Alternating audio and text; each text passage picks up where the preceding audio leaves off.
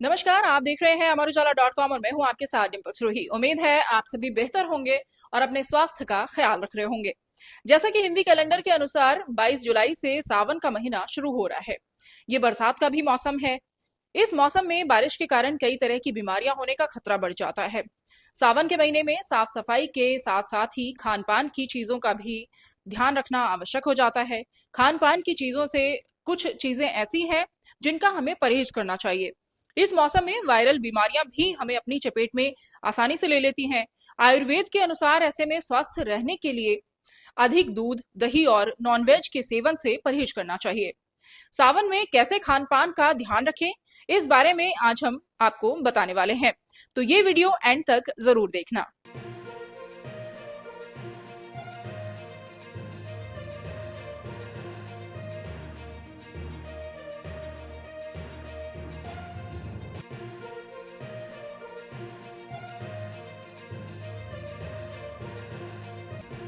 आयुर्वेदाचार्य doctor Brijbhushan ने बताया कि आयुर्वेद की प्रणाली के अनुसार इस मौसम में वात बढ़ता है और इसी महीने में पित्त जमा होने लगते हैं। इससे कई तरह की स्वास्थ्य समस्याएं पैदा होती हैं। ऐसे में इस समय शरीर को फिट रखने के लिए वात को बढ़ाने वाले सभी खाद्य पदार्थों से परहेज करना चाहिए। वात बढ़ाने वाले खाद्य पदार्थों को नहीं खाने से शरीर स्वस्थ रहेगा और बीमारियां भी नहीं लगेंगी। इसी तरह आयुर्वेद चिकित्सक डॉक्टर भगत सिंह कहते हैं कि हिंदू धर्म में सावन का विशेष महत्व होता है। कई लोग इस सीजन में सेंधा नमक का सेवन करते हैं, वहीं कुछ लोग सिर्फ फलाहार करते हैं। सावन के मौसम में कुछ चीजों के सेवन से परहेज करना चाहिए। यहाँ आपको ये भी बता देते हैं कि वात, पित्त और कफ क्या होता है। दरअसल हमारा जो शरीर है वो 5 तत्वों से यानी जल, पृथ्वी, आकाश, अग्नि और वायु से मिलकर बना होता है। आयुर्वेद के अनुसार शरीर का स्वास्थ्य इन तीनों ही जो 5 चीजें हैं इन पर निर्भर करता है। 3 चीजें वात, पित्त और कफ, ये तीनों अगर संतुलित नहीं होती हैं तो आप अस्वस्थ हो जाते हैं। यदि ये संतुलित हैं तो इसका मतलब आपका शरीर स्वस्थ है। ये तीनों कैसे काम करते हैं ये भी बात कर लेते हैं। जो तत्व शरीर में गति या उत्साह उत्पन्न करे वो वात यानी वायु कहलाता है। वात का शरीर में मुख्य स्थान कोलन, आंत यानी पेट माना जाता है। शरीर में जो तत्व गर्मी उत्पन्न करता है वही पित्त कहा जाता है। ये शरीर में उत्पन्न होने वाले एंजाइम और हार्मोन को नियंत्रित करता है। पित्त में कमी से मतलब है कि आपकी जो पाचक शक्ति है, अग्नि कम हो जाती है। अगर शरीर में पित्त दोष ठीक अवस्था में नहीं है तो इसका सीधा मतलब है कि आपके पाचन तंत्र में गड़बड़ी है। ऐसे लोगों को कब्ज से जुड़ी समस्याएं ज्यादा होती हैं। और अब बात करते हैं कि सावन में क्या खाएं। सावन में यदि आप व्रत रख रहे हैं तो आप कई तरह के पेय पदार्थों का सेवन कर सकते हैं। इनमें नींबू पानी, स्मूदी, नारियल पानी आदि को शामिल किया जा सकता है। आप सूखे मेवे, ड्राई फ्रूट्स का सेवन कर सकते हैं। यह आपके शरीर की रोग प्रतिरोधक क्षमता को भी बढ़ाता है, साथ ही शारीरिक कमजोरी को भी दूर करने में असरदार होते हैं। सावन में आप कई तरह की सब्जियां जैसे लौकी, कद्दू इत्यादि का भी सेवन कर सकते हैं। ये शुद्ध और सात्विक आहार माना जाता है। तुरई और साबुत अनाज को भी अपनी डाइट में शामिल करें। सावन में क्या ना खाएं ये बेहद महत्वपूर्ण हो जाता है। सावन में सुबह उठकर चाय बिल्कुल ना पिए। खाली पेट चाय पीने से पूरे दिन गैस बन सकती है और पूरे दिन कुछ न कुछ आपको इसके बदले हल्का आहार लेना चाहिए। अपने पेट को लंबे समय तक खाली ना रखें, इससे इम्यून पावर वीक होती है और गंभीर समस्याएं होने का खतरा हो सकता है। अधिक तला भुना भी ना खाएं, इससे गैस, अपच और कब्ज की परेशानी हो सकती है। दही खाने से भी बचने की सलाह दी जाती है क्योंकि इस मौसम में दही जमाते समय गुड बैक्टीरिया के साथ साथ बैड बैक्टीरिया भी उत्पन्न हो जाते हैं। इसकी वजह से पेट संबंधी जो कई समस्याएं हैं वो आपको हो सकती हैं। इस मौसम में दही जल्दी खट्टा भी हो जाता है। इस मौसम में खाना पचाने की जो प्रक्रिया है वो काफी धीमी हो जाती है। ऐसे में ज्यादा मात्रा में दूध पीने से भी बचना चाहिए।